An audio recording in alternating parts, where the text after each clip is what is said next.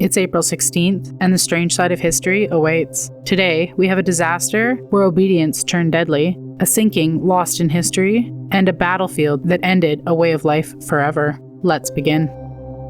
On April 16th, 2014, the passenger ferry MV Sewol began to tilt off the coast of South Korea. Slowly at first, almost gently, like something that could still be corrected. Inside, nearly 500 people waited. Most of them were high school students on a field trip, and over the loudspeakers, a calm voice repeated the same instructions. Stay where you are, don't move. At first, it sounded reasonable. Put on your life coat, stay inside, wait for help.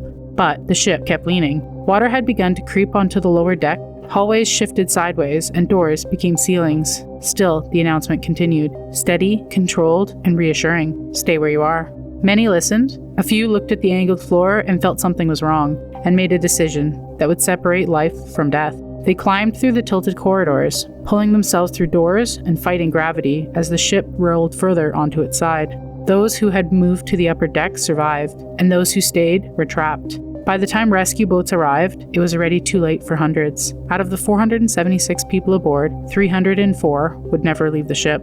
And in the aftermath, it was revealed while passengers were being told to stay put, the captain and the crew had already begun abandoning the ferry. Captain Lee Jong-sok would later be sentenced to life in prison. On that day, survival didn't depend on strength or luck, it depended whether you chose to listen.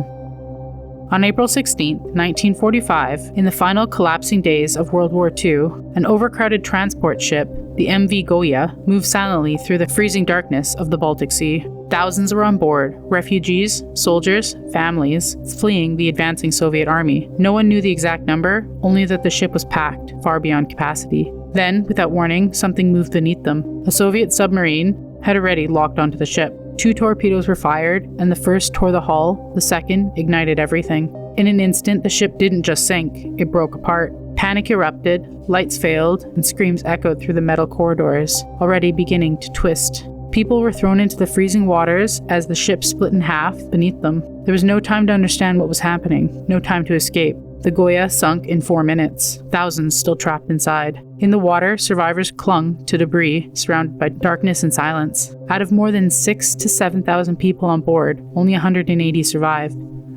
More lives lost that night than on the Titanic, and yet almost no one remembers it. Lost in the chaos of war, buried beneath history's louder tragedies, have you ever heard of the Goya before this?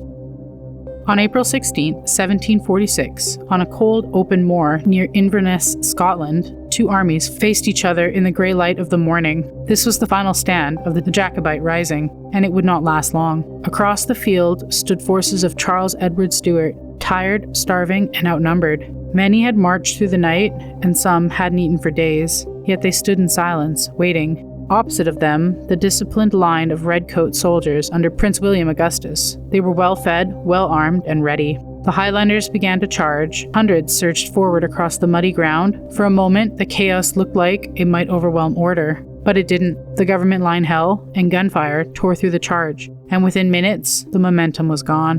What followed was not a battle, it was a collapse. In less than an hour, over 1,500 Jacobites lay dead or dying in the field of Culloden. Those who tried to flee were hunted down, wounded men finished where they fell. The defeat ended the Jacobite dream, and with it, an entire way of life. The Highland clan system was dismantled, traditional dress was banned, and weapons were seized. Even the Gaelic language was suppressed. And with that, an entire way of life was erased, not just an army. Another day, another strange bite from history. Like, comment, and subscribe. Your next eerie dose is just a day away.